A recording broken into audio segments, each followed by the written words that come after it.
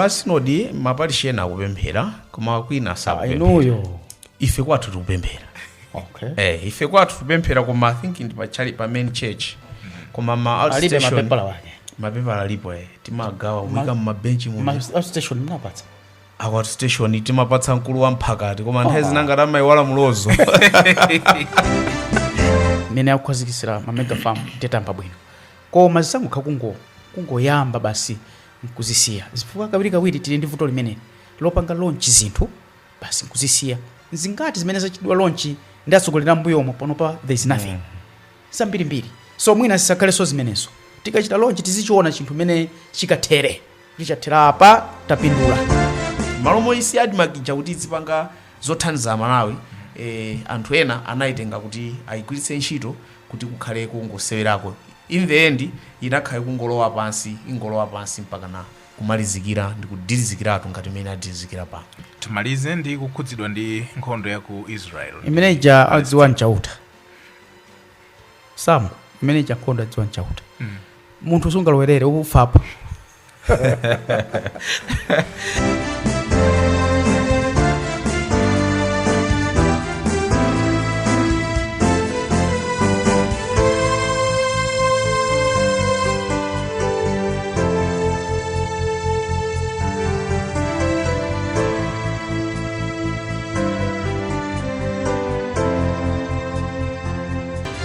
Nthawi ya Catholic Perspective pano pa radio Alinafe zamisa chikondi pakati pathu. Mwaswera bwanji kulikonse kumene muli, mwachoma bwanji, mwatandala bwanji, tikulandirani. Ine ndi Sam K program imene ya Catholic Perspective. Catholic Perspective ndi program imodzi mwa maprogramu a Nkhani kapena kuti news pano pa radio Alinafe. Choncho programu iyiso tikhali tikupatsirani nkhani zosiyanasiyana. Mitu imene tinayo programu iyi ndiyochulukirapo. Zina zochitika pa dziko lonse lapansi, zina zochitika kwathu konkuno ku Malawi, zina zochitika mu diocese yathu yomweyi ya Lilongwe. Zonsezi programu imodzi ya lero. Thokoze kwambiri kuti talandira alendo anthawi zonse programu iyi. Bambo Elias Chizule, muli bwanji lero? Tili bwino Samu, iwe uli bwanji? Ndili bwino.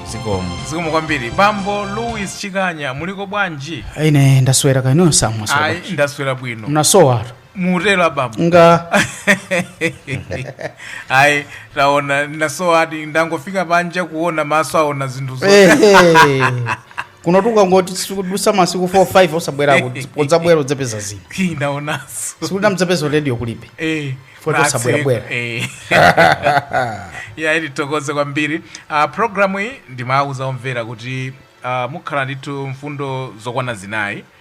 Mfundo zoyambirira zimene tikhale tikukambirana sinafotokozere, koma mwa general ndanena kuti zina zikhale nkhani zimene zikuchitika pa dziko lonse lapansi, zina zikuchitika mdziko mwathu muno, ndipo zina zikuchitika mu diocese mwathu muno, mu archdiocese mwathu muno. Komano pofuna kutchula titelo ndithu kuti nkhani zochitika pa dziko lonse lapansi mu mpingo ndi nkhani ya msonkhano waukulu wa episkopi ku Rome.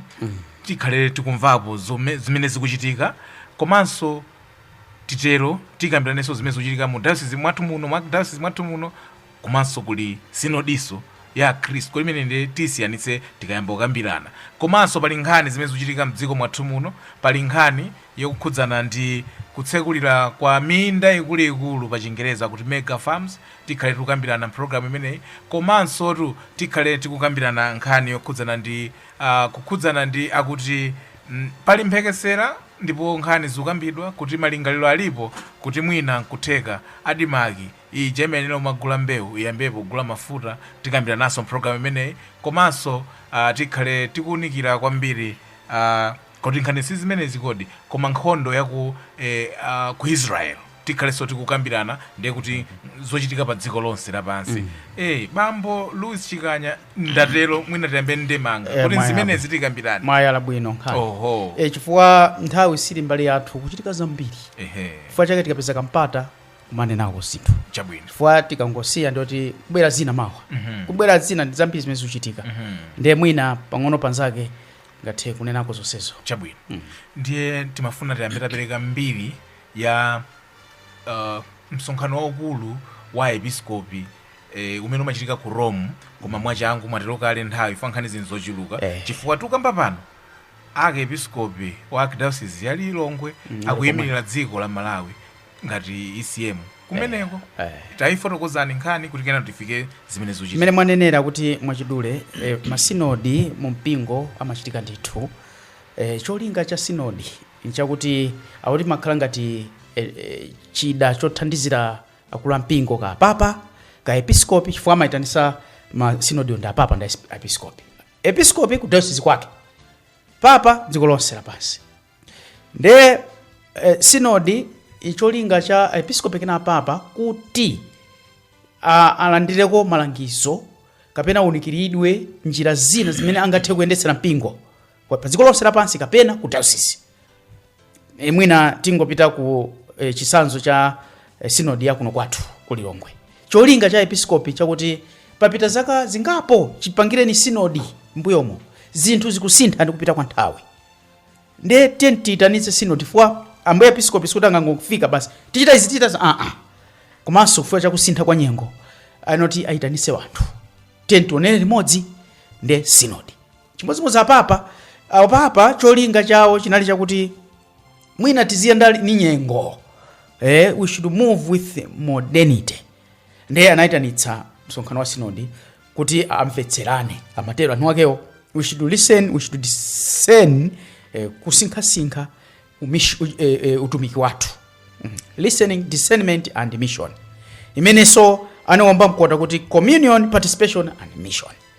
Tikhale anthu amodzi. Komanso pamodzipo tizitumikira tizitengana mbali pa zochitika mu mpingo. Komanso tikudziwa kuti nature ya mpingo ndi missionary. The church is missionary in nature. Kuti tenoti tipititse uthenga wa Ambuye Yesu kulikonse. Ndiye zolinga zimene zinapangitsa apapa kuti ayitanitse sinodi. Consultative too. Kuti amveko kuti kodi anthu akuti bwanji, kuti tingathe kupanga bwanji. Sutanthauza kuti zimene anene aliyense kuja ndoti ayi akakhala pansi ma experts nkuona kuti izi mmene tichitire sokuno Lilongwe zibwera zonse akakhala pansi ma expert nkuona kuti izi ichi chofanana ndi ichi tingochika motere ichi basi pameto pake amakalemba amati exhortation. Ngati ukatha msonkhano wa episcopi ndi apapa kulomako pameto pake apapa amalemba buku amatchula kuti exhortation. Ndiyo kunena zonse zimene tiyenera kuti tizitsatira. Nthawi zina amatchula kuti decree zimasiyana mphamvu. Exhortation and decree. Decree is a little bit more powerful than exhortation. Akanoti decree ndiye kuti mwene muzichita isi. Ndiye mwina ndingopitirizabe I know kuti sitizama kwambiri mu sinodi. My issues ena amene akubwera apapa poganizira kuti nyengo kusintha kwa nyengo masiku ano kumabwera zinthu zambiri, anthu amabweresa zinthu zambiri. Ena akupanga suggest kuti maiko ena ansembe kuchepa. Nde ena akumafusa kodi singatheke kuti mwina azimayiso angathumazo zili usembe. Kodi chifukwa choti usembe kuchepa ndoti asembe ndoti akhala ofunikira. Maiko enawo kumene asembe ndiwochepesesa kwambiri.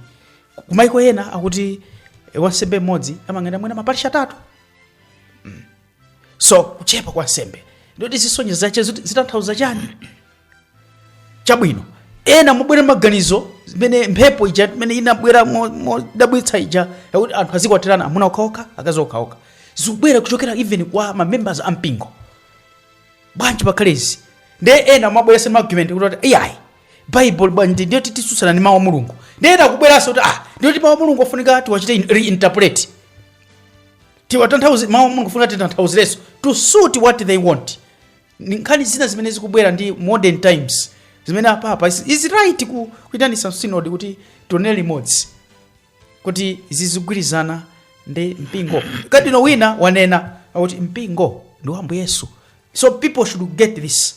The church is Jesus Christ's church. Ndiye ena mwina akamapereka magazo amaona ngati mpingo wa wanthu, mpingo wathu.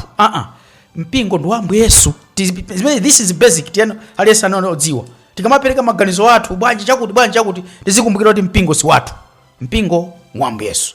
Chabwino kwambiri tithokoze kwambiri bambo Louis Chikanya. Bambo Elias Chizule mene akambira bambo kuoneka kuti pali nkhani zimene zakhala zokambidwa zosiyanasiyana, pena kumamuyika mawu mkamwa apapa to ayankhula anena inu mungotsatire tinene kuti mwina zimenezi zimene no apapa afuna kuti athane nazo kuti pambuyo pa msonkhano umenewu umene sakupanga extend kuti udzamalizika mu 2024 kuti adzathetsa mwina nkhawa zonse zobwera ndi modernity monga minanena bambo Louis Chikanya. Bambo Elias Chizule. Ya ndi zoona ndipo mwina koyambirira nafuna ndingonjezera onena kuti kuzaka zakumbuyo zonsezi amene amakhala nawo mu synod ngati imene amayitanitsa apapa ngati imene ndi ya number 16 amakhala ndi mabishop okhaokha, ndi amene amakhala ndi mwayi onena nawo maganizo komanso kuvota, chifukwa zina azikasemphana ndithu amayenera kuvota. Mwina maganizo akakhala kuti nditse general consensus achokapo pa mfundo imeneyo apita paina, koma pamakhala nthawi yonena kuti amayenera kuvota, ndi amayenera kuvota ndi mabishop okhaokha. Kwa ulendo uno mwina pofunanso kuyenda ndi nyengo apapa atengapo anthu ena amene si mabishop kuti nawonso athe kukapereka nawo maganizo owalangiza nawo apapawo monga masistere komanso akhristu eni ake. Ndi alipo anthu otero akhristu eni ake, pali abambo ndi azimayi omwe. Ndi nafuna kuti ndifotokoze chimene komanso tipereke ndithu chithunzi kuti synod imene tikunenayi ndi mwezi wonse kuyambira pa 4 Oktoba mpaka ndithu mapeto a mwezi uno akhala akukambirana nkhani zosiyanasiyana kuti kodi tingayende bwanji. Ndi ganizo lalikulu komanso la mphamvu limene apapa aganiza, chifukwa ena anena izi ena anena izi, ndipo masiku ano anthu kuli magulu osiyanasiyana amene amalimbikitsanso zinthu zosiyanasiyana, ndipo akumatha kungoyankhula mwina ayankhula izi wina wambali wa mpingo ayankhula izi wina, anthu akamamva kumakhala akukambirana, ena kumakhumudwa, ena kumasangalala, ena kodi zinthu zikuyenda bwanji. Ndikukhulupirira kuti synod imene ayitanitsidwa ndi apapa on synodality ndi mwayi waukulu woti mpingo wa Katolika ulankhulepo pa nkhani zambiri zokhudzana ndi mmene nyengo zikuyendera padakali pano, mwa zina zimene afotokoza kale bambo Chikanya. Taonadi pakati pa wireless makamaka zimene amatsatira ambiri za international monga BBC, CNN, kwakukulu nthawi zambiri imakhadi kupanga misinterpret nkhani, komanso mwina kungotengeka kuti mwina nkhani yakutija nkhani yakutija. Niwafunanso nditsindike kuti mwina omvera amvetsetsenso kuti akamakamba za synod sinde kuti chili ngati chida choti akapezerepo mwayi mabishopu kaya amene ali kumeneko kuti no asinthe chikhulupiriro cha mpingo ayi, koma ndikupeza njira za mmene tingathe kuyendera limodzi, chifukwa chiphunzitso cha mpingo sichisintha. Chiphunzitso cha mpingo is based on mawu a Mulungu, is based on ziphunzitso za apostoli zimene zimapezeka so m'Bible, komanso makalata amene amalembedwa achikhulupiriro ndi papa komanso maepiskopi madiocese mwawo amene timati encyclical kapena pastoreta, amene makalata onso amayenera kutsamira pa mawu a Mulungu. Ndesi sindikukhulupirira kuti pamene tikunena kuti tione kuti tiyenda bwanji kuti anthu amene ali ku synodiko aganize zonena kuti basi mawu a Mulungu aja ichi kusintha tsopano zikhala chonje. Whatever way imene aganizire kuti kodi tiyenda bwanji ikuyenera kuti iyende limodzi ndi zimene mawu a Mulungu amatani chifukwa anthu ena akudankhawa pamenepo kodi munthu angakhale ndi mphamvu yosintha zinthu plus zimene akumamva mwina m'mawayilesi amene ndanena kale aja amayiko akunja. Ndi ndimafuna ndatsimikizire kuti synod kapena mpingo sichida, it's not a horse yonena kuti no tipangire bulldoze the changing of scripture kapena chikhulupiriro cha mpingo the church faith ndi chiphunzitso chake sichimasintha. We can change njira zochitira zinthu, kachitidwe ka zinthu kundicho linga choti mission iyende bwino, ndicho linga choti kalalikidwe kathu kayende bwino, ntchito ya Mulungu igwire bwino ntchito, koma tiyenerabe kutsamira pa zimene mawu a Mulungu amanena. Andi tinenese pano kuti mpingo is the servant of the word of God. Ndi mtumiki, mpingo ndi mtumiki wa mawu a Mulungu. so mpingo ulibe mphamvu yoti ungasinthe mawu a Mulungu.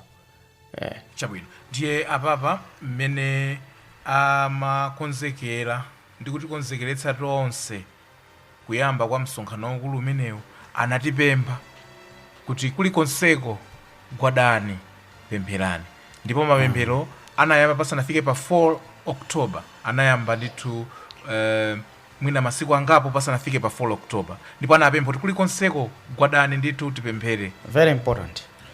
Zofunika kwambiri. Ndipo synod iliyonse ikamachitika imabweretsanso zinthu zina zimene zimathandizira kwambiri kuti kodi mpingo tsopano uyende motani mu chigawo chimenechi. Ndipo apapa pakuitanitsa synod imeneyi ndikudziwa kuti iwonso tikuyenera kuwapempherera ngati mtsogoleri wa mpingo wonse, chifukwa ali ndithu ntchito chachikulu chimene asenza pa mapewa awo kuti audutsitse mpingo mu nyengo imene tikudutsa. Nkhani zimene zatchulidwa apa si nkhani zamasewera, nthawi zina zimatha kubweretsanso mavuto. Chifukwa chake apapa anena kuti yayi tiyeni tipempherere mpingo, tipempherere synod, komanso mundipemphererenso ineyo kuti ndithe kuyendetsa bwino synod imeneyi monga mmene mwina Mulunguso akufunira. Nde akhristu ndi anthu ena onse akufuna kwabwino ndi kofunikira kwambiri kuti tipemphereredi synod imeneyi, poyamba kuti zotsatira zake zidzakhalenso zothandiza mpingo, komanso kuti zotsatira zakezo zisabweretsenso mavuto ena ndi ena aliwonse amene angakhalepo koma cholinga chimene apapa ali nacho chikhale chikutulukira ndithu kumapeto kwake. Ndipo kumapeto monga anenera adzakhala pansi anthu akuluakulu akatswiri ma theologians plus anthu ena ndikutulutsa kuti tsopano zimene zatuluka ndi izi zimene tonse tidzazionera limodzi, ndikhulupirira tidzabweranso pompano kudzazikambirana kuti nkhani ichatu kwapsa kuja kuti tingazione bwanji zimene zatuluka.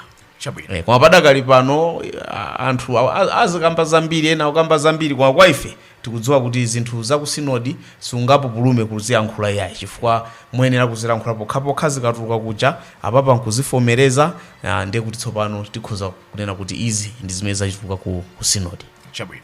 Udindo wa Khristu ndi tonse amene sitili ku msonkhano umenewo ndi otani bambo Louis Chikanya? Kupitiriza kupempherera atsogoleri athu amene ali ku synod kuti zokambirana zawo ziyende bwino, atsogozedwe ndi Mzimu Woyera, chifukwa ifeyo tinganena situtenganawo mbali, sitinganoti sizotikhudza iyayi, zotikhudza teno tiziwapempherera amene akuita synod, chifukwa pamapeto pake zikatikhudzabe.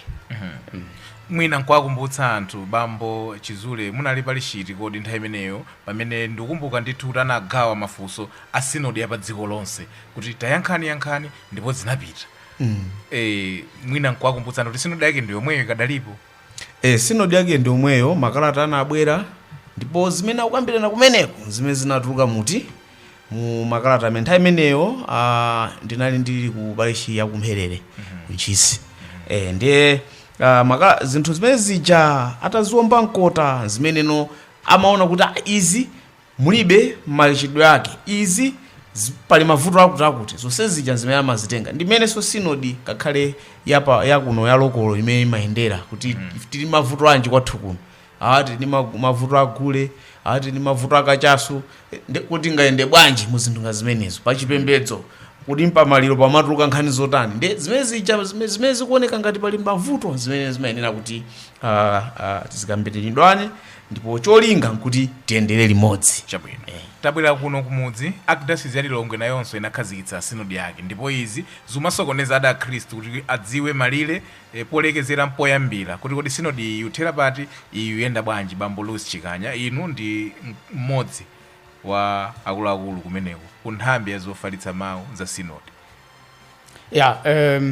Mene nanenera kuti synod ndi kuyendera limodzi, kusinkhasinkha limodzi, ndipo amayitanitsa ndi episkopi kapena papa. Nde mutabwera ku synod yakuno kwathu ku Lilongwe, ambuye George Tambala atabwera kuno ku Archdiocese ya Lilongwe kuchokera ku Zomba, amene apezepo yambira kodi mpingo kuno ku Lilongwe uziyenda bwanji. For sure anawerenganso ma synod amene tinakhala nawo mbuyo awiri mchaka cha 1975 komanso chaka cha 2007 ma synod onsewa anaona then aona kuti zaka zapitapo kuchokera 2006 kufika na 2023 zaka zambiri zinthu zikusintha ndi anayitanitsa synod kuti timve kuti kodi mpingo anthu akuganiza kuti tilowere kuti direction iti ndi ponali mafunso sopano amene kuti ndi anagawa ma areas utumiki zachuma komanso zachipembedzo kuti tione madera amenewa kuti tiziyenda motani ndi mafunso aperekedwa anthu akuyankha mafunso ndi anena aperekanso programu kuti posachedwa apa mafunso aja mayankho abwere kuti tsopano ayambe akatswiri akhale pansi ayambeso kuona kuyang'ana kuti pamero pake akabwereseso fundo imodzi kuti tiyende bwanji. Chabwino. Bambo Chizule, ine pankhani ku synod ya pa dziko lonse nafusafuso kuti apapa adatipempha kuti tipempherere synod imeneyi. Koma tikupempha kunachitika. Koma zoti tikupemphera sindikudziwa. Ndiye synod yakuno kumudzi. Simpemphera. Sindikudziwa. Yapa dziko lonse. Yapa dziko lonse imeneyo. Yapa dziko lonse ndizoona. Ndeta yankha imeneyo. Komano ndiye tili kuno yakumudzi nako. Yakuno feti sana chite kupempha. Anachita kulemba ndi pemphero lomwe ndikutumiza. Federe pemphero timanena. Timalimva. Komano nkhani ndi kuti kodi mmaparishi anthu akuyipempherera synod imeneyi ndiye inu bambo mmachokera ku parishi. Anthu akupemphera mpemphero la synod. Pemphero la synod maparishi ena akupemphera koma kwina sakupemphera. Inuyo. Ife kwathu tikupemphera. Okay. Ife kwathu tikupemphera koma I think ndi pa main church. Koma ma outstation mapepala alipo timagawa umika mmabenchi mu. Outstation mnapatsa. Outstation timapatsa mkulu wa mphakati koma nthawi zinanga tamayiwala mulozo. Nthawi zina mulozo tsiku la Sunday bulikuta so ndi mwina nkhani ingokhala pempho lona kuti pemphero la synod tisamangolitenga ngati basi chinthu choti chizolowezi kapena chinthu chopanda ntchito. Mapemphero amathandiza ndithu ndipo amati mumodzi muli mphamvu. Synod imene inakali mkatikati mu kwa ife amene mwina sitinayambepo kupemphera ngati sitingathe kunena pemphero limene linapangidwa tapempherabe pemphero lina lilonse kupempherera synod pamene synod ikuchitika ndi azaka ziwiri ndiye tiye ndalimbikitse ndithu maparishi makamaka azibambo fumu kwina mwina ena sanayambepo nkomwe tateni tiyambe ndithu talimbikitse akhristu kuti apempherere synod imeneyi chifukwa ndi ntchito yayikulu imenenso idalira kwambiri mapemphero kuti Mzimu Woyera atunikire kuti mpingo wakuno ku Archdiocese ya Lilongwe uyendedi mu njira yoyenerera malingananso ndi ma challenges athu amene tikumana nawo pa nkhani zikulu zitatu zija zachuma zachipembedzo komanso za utumiki. Bambo Louis Chikanya, of course posafuna kuti kusuzumira kuti kodi muli chani mbokosi koma muona ngati kuti kwambiri nkhani zimene zikukambidwa ndi nkhani ziti. Tsono ine nditengera kugulu fwa anagawa magulu awa azikambirana izi gulu ndi ndali gulu la nsembe. Monga muli anandika kuti kukhala nawo gulu la nsembe ndena anatipasa mafunso athu ndi zinalizo kuza nsembe ya misazo ineyo generally mukambirana kwathu misonkhano imene natenga nawo mbali asembe ambiri sana tayi kwambiri imene timachitira kale zinthu koma issue yayikulu ine kuti kufotokozera kuti chifukwa chani timachita izi kuti akhristu azidziwa kuti timachita izi chifukwa chani chifukwa chilichonse imene chimachitika pa chipembedzo chili ndi tanthauzo lake. Tenge ku chipembedzo kuliteche tikatenga ku za makamaka ku utumiki pastoral ndiye kuli maliko a little bit ka controversy pang'ono ndi ma issues ena zokhudza maliro machisanzo munthu amene ali ndi mitala titani naye ndebe malamulo ngakhale mpingo amene tingati ni Khristu ali mitala akusonyeza kuti asonyeza mtima wolapa kuti maliro ake ayende pa Chikhristu so zimavuta ngati ma outstation kumiphakati mashuzi ngati amene amavuta anthu amachita nako ndemo kwambiri. So za pastoral zinali a little bit controversial. Munthu wazipha maliro ake ayimbiridwe kapena zikhale bwanji. So munthu immediately chimene amamtsogolera kumudzi kumphakati ku St Veronica mphakati, the first thing that comes bas azipha maliro sitimbira. Akutero kuti wazipha yekha ni Mkristu wazipha awoti maliro ayimbiridwe. So all those things anthu ena ndio makhala samvetsa and the like. So generally ndinganena kuti ebe ngati ma issues achipembedzo sambiri zimene zasintha, koma chinali kuti tafotokozere bwinobwino a Khristu why we do what we do.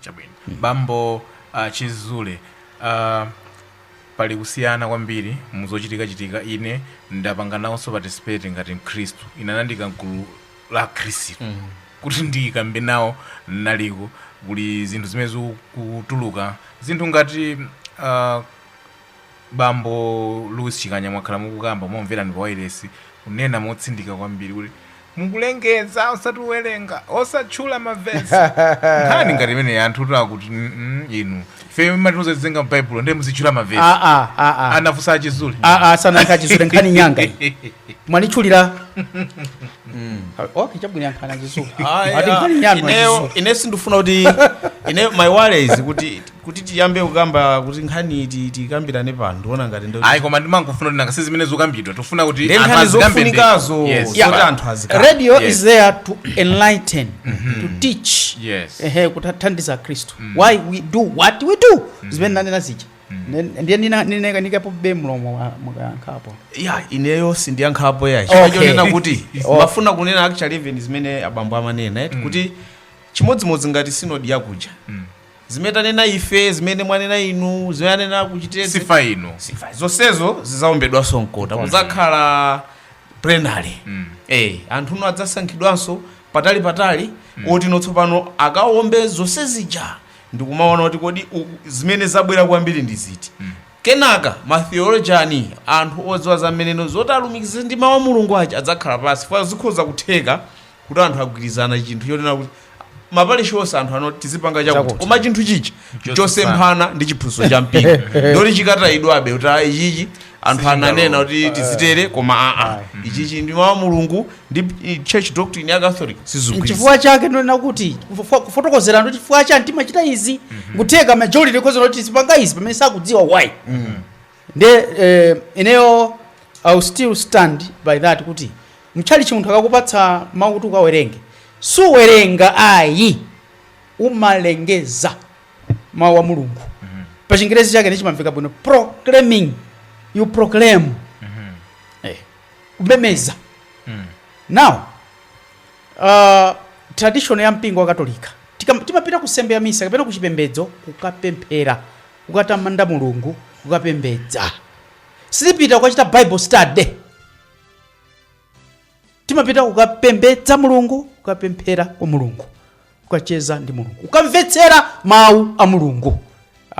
Ndimvetse kwambiri amene amasusana nane pa issue imene for it's the teaching of the church. Ene akani challenge usam mchali chimuja wina anene tiwerenga maliro 10 mutu wa 17 kulekeza 27 amene ali Bible. You want to mean kuti ambe kusaka mawu, ambe kupeza mawu Bible? You want to mean that? Mfuna muyankhe ndayankhile osati ino mugwizana naso ine ni mafusa asimugwizana ine sindudziwa ndayankhile so ayambe kusaka mawu pene paja maliro 10 7 mpaka 27 ambe kusaka ndio kuti ukwazidikira kapena aziwerenga. Now does it make sense now? Chifukwa sakumvetsera mawu a Mulungu uyu afuna apeze powerenga chabwino ngati apezeretu. Is there need to mention? Is there any need to mention them? Chifukwa swapeza kale. Are you following some? No, I'm following. You should help also anthu umipakati zimenezi. Now kachiwiri akani challenge you some again kuti ena manena kuti nangasi tizikawerenga kunyumba azitchula mwina tizikawerenga kunyumba. Do you write or you memorize? Mchachi mujama tenga zolembera sinaona kwa matenga zolembera tu if you say you memorize, will you really memorize zimene achule nkukawerenga kunyumba zimakanika mchalichi mwamunjo kwafusa anthu lero mawa lero atiuza chani mawoyamba tsiku lomwelo mwemwe mchalichi momwemo angomaliza kuwerenga mawa lero amati chani mukadatiuza verse. Now we go to church to listen to the word of God. China samu finally si ulemu kuti munthu akukuza mawu a Mulungu akuwerenga mawu a Mulungu iwe akuwerenga nawo. You were supposed to listen to the word of God. You are not supposed to read along with the reader, with the proclaimer of the word. Si ulemu wake akamawerenga mawu a Mulungu, you listen to God. It's God speaking to you, so you keep quiet and listen. I don't know if it is making sense. Enabe angoti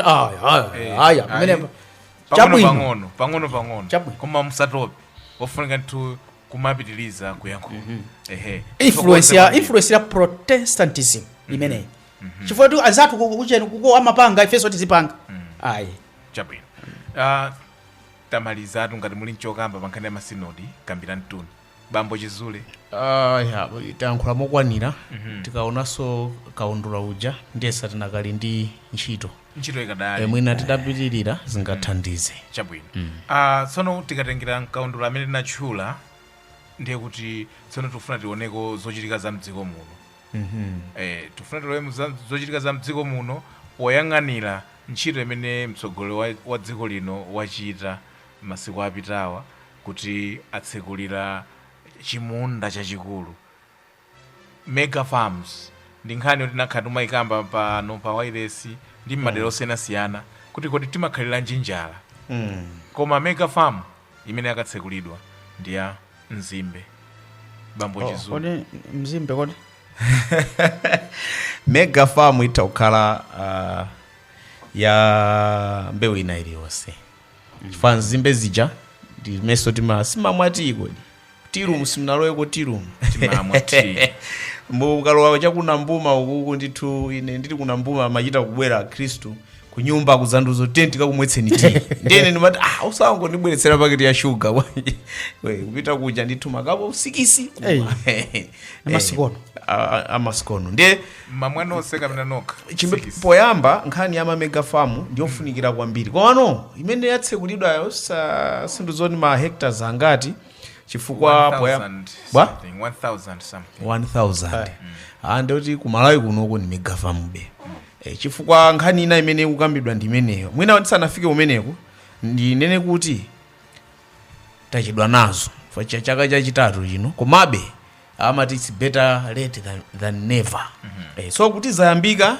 ndi ntchito yabwino andi nkhani ya mega farm ndi imene takhati kunena kuti mwina mmalomo malimbana ndi nkhani ya sabuside mapereka fereleza kwa alimi ang'onoang'onowa kupereka kuma mega farm chithandizo kuti anthu achakalima bwino awawa kaya azagula koma ena mwina azathandizidwa mwa njira ina koma chakudya at least chizikhala kuti chili ponseponse chifukwa ku mega farm kumachitika ulimi umene uli waukadaulo kusiyana ndi ulimi woyeserera umene kawiri umachitika kuchokera kwa ma subsistence farmers ndiye kandi Nzimbe zimene atsekulirazo tinamvanso anapita kwina kwake ndiyesa asanapite ku Nzimbeko anakatsekuliraso koma chimene ndaona kuti chikudabwitsa nchonena kuti pamene pamachitidwa campaign kunali ngati kuti ma mega farm amenewa azakhala ali m'manja mwa boma koma zimene zikuoneka kukhala ngati amatenga farm yoti ndi ya munthu ndiye amati ayimupanga ma cooperative pamenepo ndipo mwini wakeyo ndamene akumanena kuti kunoko ndioti mupanga zakuti maganizo oti boma likanakhala ndi cholinga chapaderadera kuti ifeyo tufuna titsekule ma mega farm mwakuti ngati pakatipa asilikali analima kwina kwake chimanga ulima kwa mkana analima ndiye kuti iwo akanaonanso kuti kwina tipange izi kati patsano apulizoni akalime rice kwina tipange izi tikapatsa kuti osati kuti atengere kuti pali wina wake kale amene ali kale ndi malo atikudziwa kuti I think challenge ina ikhwangati inalimeneyi kuti amati tidzapanga ma mega farm koma mafamu amene amadalira ndi mafamu oti anagulitsidwa ndi anthu ndiye I think there's still a lot to be done mwina pomafika next year maybe tiona zikulongosoka bwinobwino koma padakali pano tikuona kuti government is kind of ventured into this mega farm thing ngati chifukwa chofuna kungokwaniritsa kuti analonjeza nde kachidwe kake kakuoneka ngati kuti kongopanga zinthu mwaphuma mopanda dongosolo lenileni. Chifukwa nkhani ina timamvaso wina amene ali nawo gulu limene loti ali ndi famu imene kukhale ma cooperative amene boma lithandizeko, iyeyo amatali ndi tractor limodzi. Boma kandi mu district maboma tractor 6 ndi anthu aja azikabwereka wekuja ndi zina mwa zimene tikukamba kuti ukhanga kuti ndondomeko yake mwina si yabwino kwenikweni. Chifukwa payenera kupanga kuti ngati ndi mega farm akonzeretu ku mega farm yakuti ma tractor mwakuti azikagwira ntchito pamenepo, malija mwakuti amene ali pamenepo mapulawo mwakuti, osati kuti tikhale kuti yayi muzikabwereka muzikatani chifukwa kenaka kapezeka kuti ma tractor ajafera panjira pamene mbewu sinatani kodi sinafike kokucha. Ndiye tizione mkati mwa ndime koma ndi nkhani yabwino kuti tayambapo chifukwa tinayamba kalekale kukamba nkhani imene ndipo anzathu anafika patali kwambiri nkhani ya ma mega farm imene kwathandizira kuti m'maiko mwawo musakhale nkhani ya njala. Ndiyambe ndayima pamenepo. Bambo Louis Chikanya. ya ma mega farm nkhani yabwino ndithu, ndipo mfuniko ilimbikitsa koma ningosiyana pang'ono ndi abambo nkhani ya kuti who takes charge kuti likhale boma nona ngati kuchita empower anthu ma experts yakhoza khala ngapo atenge charge ya zimenezo, koma boma perhaps should help kuita subsidize ma inputs ndi equipment kama tractor boma lithandize kaya ndi zina zotero zofunikira kuti anthu aja azilima koma awapatse anthu not necessarily boma chifukwa we know zinthu zikalowa manja mwa bomaso zimakhala ngati si za munthu nzaboma tutimata zaboma izi ndi anthu amatha kungochita mmene angafunire koma kuwapatsa anthu azichita oni anthu ena ake mothandizidwa ndi mmene amachita tu maiko ena olemera amachita zomwezo, they subsidize anthu ena kuti azilima ndi amalima adi pa large scale nkukolola zinthu zothandizira anthu ambirimbiriso. So not all of us should engage into farming. Ena azichita zina ena amene angathe azipanga za farming ma mega farm na mvoko mpekesera pena ngadono ngati ndizoona kuti boma le chaka chino tilipereka silipereka ma inputs kwa aliyese makamaka kwa mwinaka amene sangathe kachikulire kwambiri asapatse apereka kwa amphamvu. Tinane napo zimenezo kuti yes it should be like that. Awa munatero ndikumbuka kuti awafokawo azingopatsidwa chakudya basi kwathandiza olima khale anyamata amphamvu for we are sure something will come out. Putting things straight ndi mmene zilili mega farm imene yakatsekulidwa ndi ya Mzimbe chifukwa amene akupindula kwambiri taona ndithu apresken akunena kuti amba kupanga ethanol wochuluka. Iyi ndi mega farm ya Mzimbe. Tingaphunzirepo chiyani boma lomwelo kwatsekulira mega farm ya Mzimbe koma tiyangane ku food security tinene bwanji inde chuma ndi chofunika ukuku akukapangadi zoti tipeze foreign exchange true ndizofunika kwambiri ma factory akuyenda koma nkhani ya food security tichite motani mega farm yangane ku ma factory kokha kapena mwina food chifukwa chake ananena bambo kuti sipafunika mega farm imodzi pafunika yachinangwa kuzokhalapo yamtedza kaya soya kaya chimanga panopa amalawi ambiri timadya sima kaya chinangwa kaya yachimanga mpunga zimene zimwina could be a priority mwina kumene amalima mpunga tsokulani mega farm kapena anthu alekale ni malo ale amene amalipanga apangene mpawa azipanga za mpunga kumene amapanga sa chimanga chimodzimodzi chimanga chinangwa pano ndiyoti ndi cheniso kwambiri it's a hot food mbatata yomweyo mbatata kozo pangaso chimodzimodzi mega so isakhale mbewu imodzi yes Mzimbe ikhalepo for it to help us to generate forex for tizigulisa komanso zinazo zikhalepo tikhale food sufficient kaka ndi nyama zikhaleponso anthu amadya nyama kuti pakhale mega farm ya nyama ya ng'ombe nyama ya nkhumba mbalame izi amadya nkhuku pakhale ng'ombe za mkaka ma mega farm azonsezo afunika ndiye kuti tikatero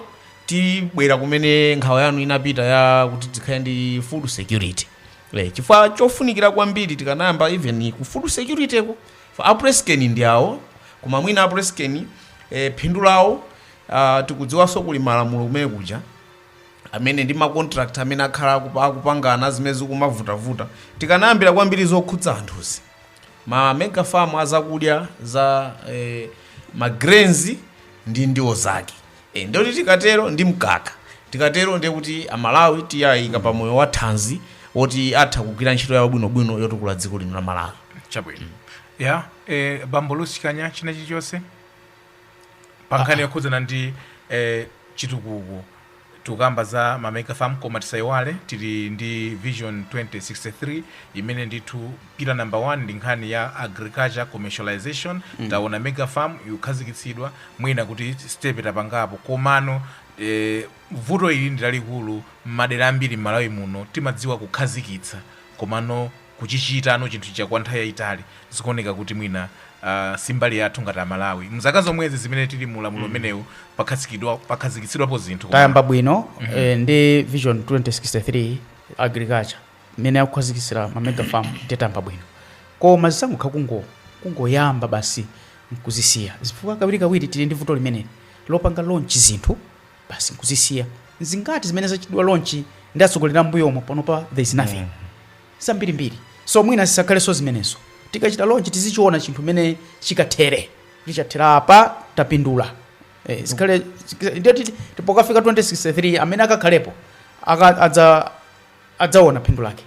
Ine ndikuganiza kuti kudzera mu nthambi imene ichena kukhazikitsidwa tsopano ndi lamulo la boma ya National Planning Commission ndikuganiza nkhani ya mega farm ili mu maplani awo a National Planning Commission kuti ngakhale boma latonse latilachoka adzakhala akudziwa kuti plani yathu inali yoti tikhale ndi ma mega farms a mbalame zokwanira 150,000 beds pofika mwina 10 years ndiye kuti enawo azatengera amene pomapitirira timafuna tidzakhale ndi ng'ombe zamkaka zokwanira 2,000 chani cows ndiye kuti ngati a National Planning Commission zimene zili mapulani mwawo alumikizana ndi boma limene lilipoli zingathe kuthandizira kuti nkhani imeneyi isadzakhalenso yoti basi ena anayamba kugawa ng'ombe zinathira panjira ena anayamba kukutani zinathira panjira tikatero ndiye kuti zikhala ngati tikungosungulira pamodzimodzi. Chabwino tikalowa mu Cooperatives Act imanena kuti cooperative akhale eni yake ochita kuipempha osati achite kupangiridwa. Tsopano mega farm ndi imene yabwera koma boma linali patsogolo kwambiri ukapanga launch kodi tinene kuti anthu amene ali mukama cooperative imene yalandira 1000 hectares imeneyo ndi zonadi kuti akwanitsa because akanena kuti akhale kuti akuchifuna anthu amakhotiri choti akwanitsa sanapangiridwa amenewa tikuyang'ana za kupitirira kwa chinthu chimenechi imene ndi challenge yayikulu imene mwina tikhoza kuyikamba chifukwa ina zakamba kuja kufa tikakamba tanthauzo la mega farm imayenera kukhala farm yayikulu imene ili pa style ya factory kachitidwe ka zinthu kamakono ndiye zili kuti ngati ikhale kuti ndi munthu azikhala kuti ali nkuthekera kupanga chinthu chicha payekha ndipo wachifuna monga mmene kuneneramo koma kuti kungopangiridwa ndi chinthu chovuta chifukwa akafika ponena kuti mwina pena pake zamuthina adzangochisira panjira pamene ngati atakhala kuti ndi eni yake amene afuna chinthu cha achitenga nkuchifikitsa pamapeto ndiye poti tayambapo ma challenges mwina azooneka mkati mwa ndime kuti kodi tingathane nawo bwanji. Bambo Chikanya iyo ndi nkhani ya mega farm tichepeko pang'ono m'maderamu muli ma cooperative ndipo anabwera mwina m'mayina ama project ena ndi ena ma project anachita phase out pano kuli ma white elephants buildings mwina tima factory ting'ono tungokhala anthu adatulukamo mwina chinatsala munthu mmodzi Amalawi tichite bwanji kuteka vuto lomwe lija kuti mwina zochitiridwa anangozoti kubweresana ndi chakuti pa agenda anayambitsa factory ya tomato chidata kuyambira kuti chinthu chachikonze tili vuto limene kwambiri kuno Malawi kuti zinthu kuzimayamba basi mwa msanga komanso anthu aone kuti achikonda basi mangoti nkutha zimene zija sipereka chithunzithunzi chabwino ndimafuna ndichite comment kuti mnanenapo za abambo anenapo za kuti pa mega farm pazikhala make it like a factory you can produce something you can finalize a certain product even in Bible kale nthawi ya Yesu amachita zimenezi pamunda pa munthu munda wa mpesa pamundapo amayikapo factory akakolola mpesa amafinyiratu pomwepo kalekale nthawi yambuyeso now tikamanena za mega farm amanena amatuza mmene amachita makampeni anthu amene kuti pazikhala masfactory chani naona ngati ayitengesese bwinobwino nkhani imeneyi ngati kunzimbeko mmene amachitira kuzimbe yes at least kuzimbe timaona kuti kuli nzimbe then kuli factory amapanga shuga kumeneko chimodzimodzi chimanga masiku ano chimanga basi tizingochikolola basi bwera nacho tikhozo chikolola chimanga chano chigayitsa nuchipanga paki matumba already anthu azikagula ufa ansathu kuzambia to ambira maita zimenezo amakagula ufa anthu kuzambia usati chimanga kumadera konko okay mashopo agula ufa so we can graduate from kwa mwina kuma unduna wa za agriculture ndi unduna wa za trade anani alumikizane kuti padzikhalanso kutsatitsa kuti kumene kwatsekulidwa initiative inake ngati imeneyo asango asira anthu aja kuzisira panjira koma kukhale anthu omazichita folo muchamachitira kalekale kumakhala akapitawo kandi ku agriculture amakayendera minda kandi ku education kumakhala ma inspector amapita m'masukulu muja kumakaona kuti mphunzitsi akuphunzitsadi syllabus ndiye kumaoneka kuti tumayambitsa chinthu koma mkungochisiya ndi anthu aja chikangwalephera basi chatika kumwepo chabwino tokoza kwambiri sinzo ngati muli ndi ndemanga ina iliyonse pa nkhani ya ma mega farms komanso zitukuko za ma cooperative apart from kuti mwina zigwiza ngati ADMARC ngayona chifukwa ndi umene tufuna ulowa tsopano chabwino ngati apo tatero ndiye kuti omvera pano patsopano nkhani zimene tinali nazo programu iyi ndizochulukirapo tikulowano nkhani imene yamveka kuti ADMARC ikulakalaka kapena ikupemphedwa kapena yauzidwa kapena ikuganiza zakuti iyambe kugula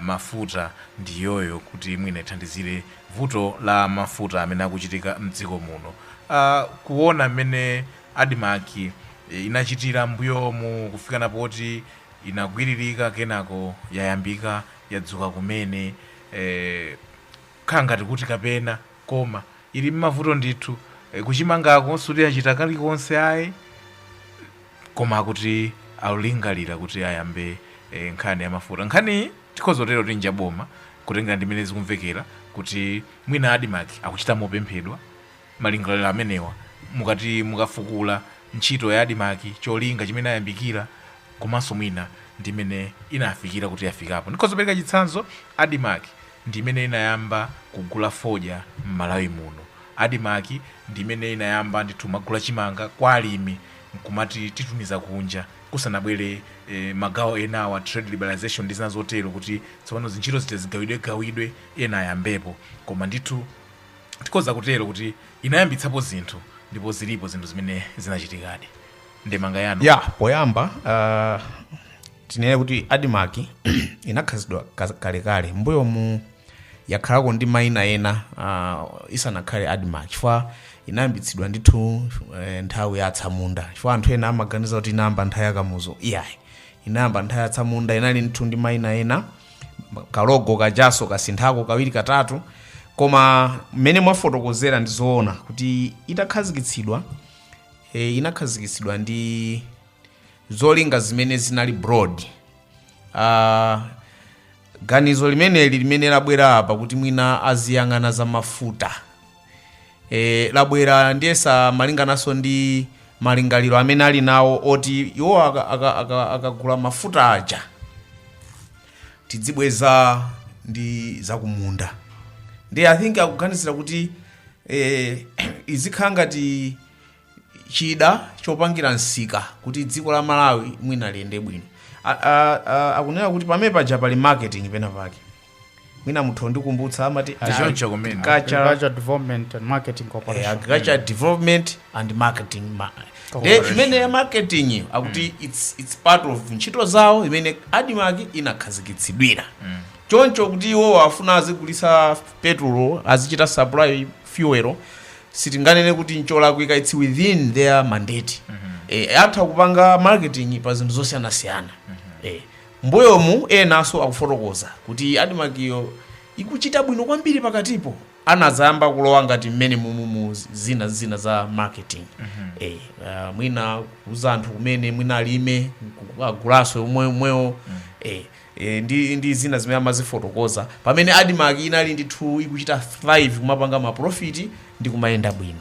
So ndemanga ndiyakuti ndemanga imene mafuna opereka ndionena kuti inde marketing ndi mwina ndi ntchito ya odi koma mwina padakali panopo mwina si nthawi yabwino kuti atani kodi ayambe ntchito ina ti apatse ntchito inaso pamene akulephera kale kupanga the basic imene ayenera akhala kuchita mbuyo mwina kugula chimanga ndi kugulitsa chimanga Malawi, gula nyemba ndi kugulitsa nyemba, akulephera already that. Ndiye kuti tayikiswe ntchito ina pamwamba pawo tikuona kuti mwina tikhanga tikuti chapatsa katundu olemetsa ndipo mwina panopo tikhozo noti athakale ndiye agwira bwanji ntchito yonena kuti already they are failing. So nkhawa ndi imeneyo kuti someone who is failing even to swallow aphala ndiye tikampatsa simano atafuna ameza ndi zinthu zovuta kwambiri. Ndiye pamenepo pamene pali nkhawa ADMARC ikanayamba kaye kupanga improve zimene iwo za basic zimene amayenera kupanga akakha kuti akwanitsa zimenezo, that's when we can think of giving them something else choti apange particular pa ntchito zimene akugwira kale. Chabwino bambo Elias Chikanya amene akambira bambo Chizule kuti mwinatu iwo awakonda kuti nanga si amagula mbewu ndiye mwina deal imene apeza ndiyoti azisinthana mbewu tsono leta azingotenga matumba kumangotumiza iwo alandira mafuta. Yeah, I think imwe akuluakulu amene amaphika zimenezi kuganizira zimenezi I think anali zolinga and I may not disagree ndiwo ndakuluakulu amene apanga zimenezi chifukwa mwina zikozothandiziraso ADMARC kuti ibwerereso mwina they will rebrand it kuti ipangeso ifikire madera amenewo. Maganiza kuti mwina chifukwa choti ADMARC kuko ikola ngati kudamphirabe kutsimphina kwambiri kukuza mbewu komitifuna imadziko kwambiri za mbewu. Maganiza kuti mwina aganizaso kuti mwina kumafuta aku ikangati kuti apesa komwe wakuchita push kuti angathe kupeza mbewu mosavuta chifukwa ngati kumbewu zikuvuta mwina azichita top up ndi mafuta. So mafuta kulephera mbewu mafuta they will have to restart patati achita rebrand kuyambaso kuti kuyambira kupanga izizi chifukwa pali pano ADMARC ibe tinoti it's almost chifukwa nkhawa ina imene ikubwera nkhani za mafuta azisamu ndizonena kuti boma pakatipa kumafuta ndi kumbewu kumbali ziwirizi kumafuta ndi kumbewu kwakhala kuchitika madilu odabwitsa amene akhala kuchitika zimene Ministry of Agriculture OPC ndi our NOCMA mangosasirana kuti afotokozera Malawi bwinobwino sizikuveka bwinobwino. Ndi apa kukamva kuti okay tsopano ADMARC chatifunaso yambe pokhapokha mwina atafotokoza bwinobwino kuti kodi zimezi azikonza motani anthu ena ayamba kale kukayikira kuti kapenaso mwina palika kenaso kadilu kamene kachitika ifo pakatipa pakhala pachitika nkhani zosiyanasiyana za kubuchara za chimanga za mafuta zokhuzana kaya kuti kunokima zachani ndiye apa zukhanga tino kumafuta ndi kumbewu kukhanga tikukalumikizana koma sipakufotokozedwa bwinobwino. Ndiye atalonjeza kuti mwina afotokoza patsogolo zikapya kuganza kuti mwina afotokoze bwinobwino kuti zitani koma nkhawa ndi yomweyo kuti ADMARC yatsimphina kwambiri yatheratu kuti imeneyoyo tikayipatsanso chinthu china kuti zikhala bwanji kuti amene amaoda mafuta amene amatipangira supply mafuta zavuta pati kuti tsopano akanene kuti tsopano mafuta awa ujeni amene opanga supply alephera si mafuta kumavuta kuti sati ndi forex nkhani yakuti forex so forex siri yapo koma kwapezeka kuti boma lapeza mpata pena kuti iniyo ngati muli mbewu tipatseni zokwanira tizopatsani mafuta pamene pavuta mpoti kuti atitolere mbewu ndani nangati kuti titumize mafuta azibwera. Okay. Pamene pakona nkhani funso lina lotsatira mwina msana funso china on the other hand boma lathu lili reputable kwambiri ku nkhani yosokoneza very important departments kumafuta chabwino kufetereza kumbewu kuku nde akupangaso zimenezo komweko kumene they are reputed kusokoneza kwa basi nde tukayikira sopano kuti mwina tu aononga koso mwina ndi angofuna kuti tichitenga talowera ukuku mwina ononga tu wakufa sawo pakuola waola kale Yeah, chabwino nali ndifunso kuti bambo Chizule kufa munafotokoza bwino when ADMARC was thriving zimayenda zimatani Yeah. ADMARC inachita ilapati chifukwa tisaiwale kuti boma ili lilipo ili litabwera ndi amene adanena kuti ADMARC taithetsa adakamba zambirimbiri kulizi pano afuna nokuyipatsa tisanaone kuti yadzuka ADMARC ija monga mwanena kale ineyo ADMARC inachita ilapati bambo ndimuona ngati kuti ADMARC andale anayigwiritsa ntchito ngati chida choti basi kungosewerako ya muchati makamba nthawi ina kuti kumapezeka chimanga kumeneko koma basi kwezi kuti sichigulitsidwa ndengo madabwa kuti bwanji antchito ali komweko mwa sichigulitsidwa takhala tikumamva kuti anthu ena akakhala ndi mbewu akagulitsa kumene kuja maprofiti ake amapita kuti takhala tiona magamoto ADMARC akupita kunyamula anthu achipani takhala tikuwaona malole ADMARC anamula anthu achipani apita kuti kusonkhano ndiye ninaona kuti ADMARC mwina inachitayira pamenepo kuti malo moyisi ADMARC chakuti izipanga zothandiza Malawi anthu ena anayitenga kuti ayigwiritse ntchito kuti kukhale kungosewerako in the end inakhale kungolowa pansi mpaka na kumalizikira ndi kudirizikiratu ngati mene adirizikira pano kumafika polephera anachotsa ntchito anthu akulephera kuwapatsa ngakhale ndalama zoti zimene anawachotserazo anthu aja nkumavutika ndiye kuti yadirizikiratu imene kuneti kulibe kalikonse pakatipo tinamvota amafunika bail out yoti iyambenso kugwira ntchito mwina bomaso libe ndalama loti apatsewo ndiye mwina pamenepo maganizo aine ndi amenewo kuti chifukwa cha zimene takhala tikuonazo inachitayira pamenepo koma mwina siwowo mwina mangozidwaso nanga sindi nthambi yoti sukulima bwana mwina amene anachitaya ndi adindo amene amanganira chani ADMARC yo bambo Chikanya muli ndi ndemangena liyonse pa nkhani ya ADMARC yathu ifuna yambogula mafuta niona ngati ADMARC tinakayipatsa mwayi kuti takasuke izicha chichonse chothandiza zogulitsazo zogulagula chichonse mene akhoza kugula kupeza maprofits agwise ntchito mwayi umenewo inaliko ndiye anaona ndale kuti kuli ndalama anayilowerera zimene amanena bambo Chizule nkumayikako anthu malomoti ADMARC zikagula anthu azigula iwo nkumakagulitsa kwa ADMARC kunali anthu ochepa ali ndi matanke azikayika kuti kuje kunokima komwepo nokima ndi nkhoko ya boma ADMARC akagula azikayika chabwino iyi ndi nkhondo ya ku Malawi yosowa mafuta nkhondo yosowa chakudya kuno ku Malawi koma ndi zotsatira za nkhondo ina inaliko ku Ukraine Malawi anavutika kwambiri chifukwa chake chinali nkhondo ya ku Ukraine kumachoka wheat ndi zina zotero ku Russia koma zinthu zinakwera mtengo akuti zinthu zinakwera mtengo chifukwa cha nkhondo imeneyo pano kwabuka nkhondo ina ku Israel kodi nkhondo imeneyi yambike fwaja ya ku Israel ndi Palestina yadzanadzanali isi kuti tuyambika dzana siyadzana iyakalekale zedi yamapumulira kuyambaso koma iyi kuti apa zadzana wanesoti even aku Israel nawonso sakudziwa bwinobwino fanango wakupezera ali kumowa nkhondo imene iyi monga tikunena tikatengera pa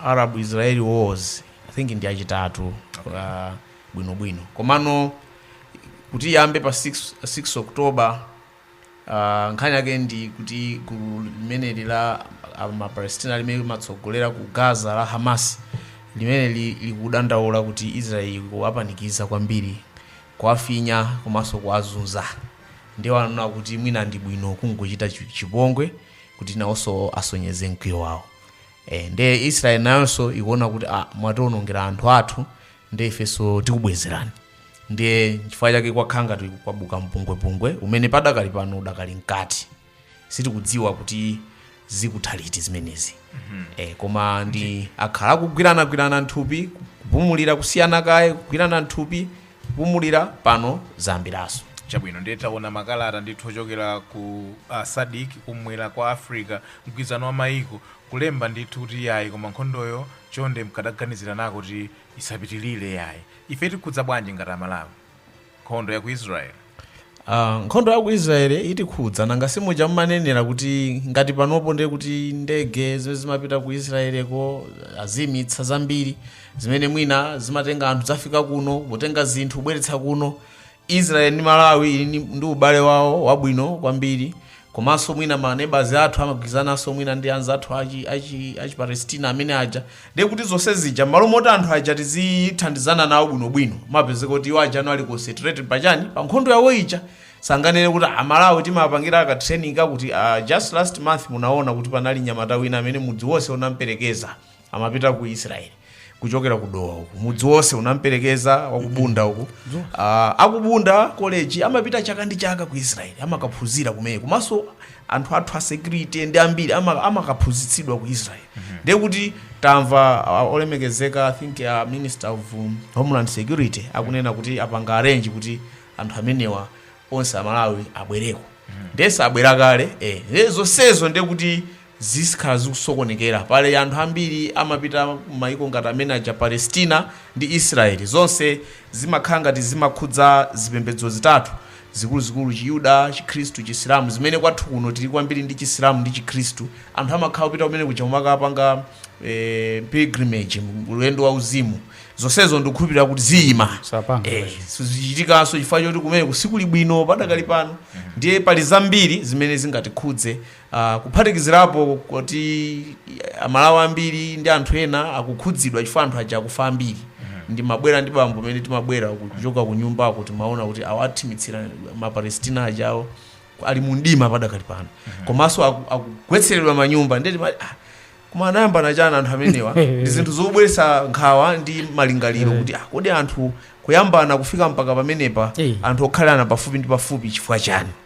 Ndiye pali zambiri samu zimene zingatikhudze ife ngati anthu awana dani ovuta ali pa chidani choyipa chitisa chisoni kwambiri udula na makosi nditu too bad zitikhudza kwambiri samu zitikhudza kwambiri pali soka tundu wina tu amene amachokera ku Israeli bwera kuno mankhwala tisina zotero ku Israeli tu kulakatswirika kwambiri madotala so alipo madota ena mabwera kungobwera ma volunteer kuzagwira ntchito zipatala zina ndio tapo pazivuta so we'll be affected.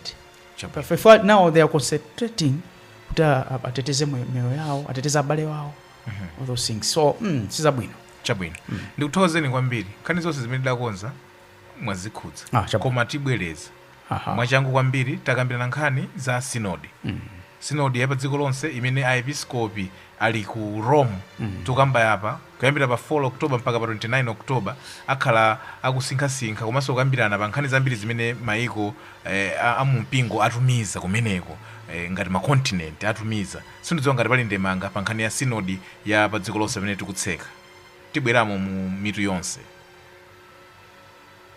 Ife tingowafunira zabwino amene ali ku sinodiko ndipo tipitiza kuwapempherera ndipo tiyenta apempherere atsogoleri athu muja munanenera ambuye Tambala ali komweko nde tikuwafunira zabwino ndipo tikukhulupirira kuti siyenda bwino kumeneko chabwino.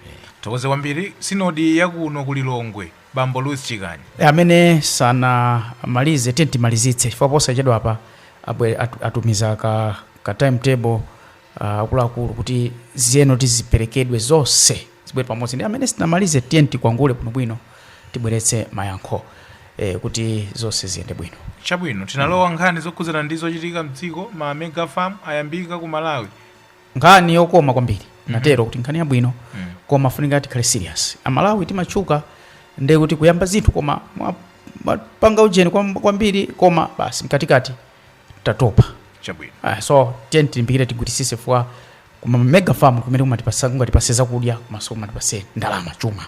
Bambo Chizule nkhani yokhudzana ndi ADMARC kuyamba kufuna kugula mafuta imeneyi ayiunikire bwino akambirane mwabwinobwino moona mtima naona ngati kuti mwina chilungamo chikukhala ngati chikuphimbika chani koma ngati akuona kuti chinthu chothandiza achizukute nthambi zonse ndipo akachizukuta adziwitsa Malawi nchifukwa chani afuna ADMARC yambe kugula mafuta ndipo achita njira zotani poti iyo ikuoneka yafoka kale ngati akuona kuti akachita way zothandiza maybe they may pursue that koma nkuona kwanga ndikuona ngati kuti pasowekera ntchito yayikulu ndiofunika kuunika bwino zonsezo. Chachikulu nchoti Malawi tizikhala ndi chakudya chokwanira komanso tizikhala ndi mafuta. Chabwino tumalize ndi kukhudzidwa ndi nkhondo ya ku Israel imeneja adziwa nchauta Sam imeneja nkhondo adziwa nchauta munthu sungalowerere ukufapo. Ifeyo kwathu tizingopemphera wapempherera azibale athu ameniwa kuti mwina tsiku lina nkhondo imene kapena nkudzatha. Ndiyakale kwambiri ndiye tiwapempherere koma zonse tizingozikadi manja mwa Mulungu mmene afotokozera. Ndinamva kuti chimene amalimbirana nchinthu chimodzi malo ndi choncho aliyense amati mpake mpanga ayi Mulungu atithandize. Angasovenda anangabwere kuno kuti ndoti tipangecho ndani kuti tingogawe mudulirane. Ayi chabwino malo ake nkukhala kodi ndiyo Yerusalemu kapena ndi patipati. Ndi malo onsewo amene amakhala Aisraeliwo ndi malo amene amakhala Palestinawo koma kwakukulu Yerusalemuyo ndi imenenso amalimbirana kwambiri. Chabwino imene padakali pano ili manja mwa Aisraeli ndi amene ali ndi gawo lalikulu. Mapalestina amatiso ndi kwawo. Palestina china chimene akufuna ndi ufulu woti nawonso akhale ngati dziko ngati imene lili Israel, for it's not a state yeniyeni ayi. Israeli imakhala ngati kuti iyoyo kuchokera 1967 pamene kunali nkhondo inapanga kupayi malo aja iwo amakhala koma imakhala ngati kuti adakalibe pang'ono pasi pa ulamuliro wake. Pamenepa ndi pamapeto pa programu yathu ya lero Catholic Perspective takambirana nkhani zikuluzikulu zoposa ndithu zinayi ngati sizisanu konse. Takambirana nkhani yokhudzana ndi masinodi awiri, sinodi ya pa dziko lonse imene aepiskopi pa dziko lonse akukumana padakali pano ayamba pa 4 October amaliza pa 29 October koma msonkhano onse udzatha mchaka cha 2024. Tili ndi sinodi yakuno ku Lilongwe nayonso ili mkati akutiposedwa pa akhala akusintha mafezi kuti tsopano tilowe fezi zina zonsezi tazikambirananso nkhani yokhudzana ndi mega farm amene masiku apitawa ndithu president wa dziko watsegulira mega farm ya malo oposa 1000 hectares pamene akhama cooperative ndi kumene akhale akugwirako ntchito kulima mizimbe ndi kumagulitsa ku Prescan. Takambirananso nkhani yokhudzana ndi malingaliro maganizo oti boma liyambe kugula mafuta osinthana ndi mbewu kudzera ku bungwe la ADMARC. Nkhani idakali mapepe sinafike pake pempene. Takambirananso nkhani yokhudzana ndi nkhondo ya ku Israel. Zimene tinali nazo mpulogalamu ya lero Catholic Perspective, ndipo mpulogalamu iyi tinali ndi bambo Louis Chikanya. Bambo zikomo kuti mnabwera. Tathokoza. Zikomo bambo Chizule, zikomo Sam. Ndithokoze kwambiri Eric Mkwaira pamakina pamene ndithu akutithandizira kuti zithunzi zathe kuoneka malo ena ndi ena komanso mothandizana ndi brother Julius Chalunda. Ine ndi Sam K. Zikomo kwambiri kuti tinali limodzi mpaka tsiku lina limene zakhale limodzi. Ndapita.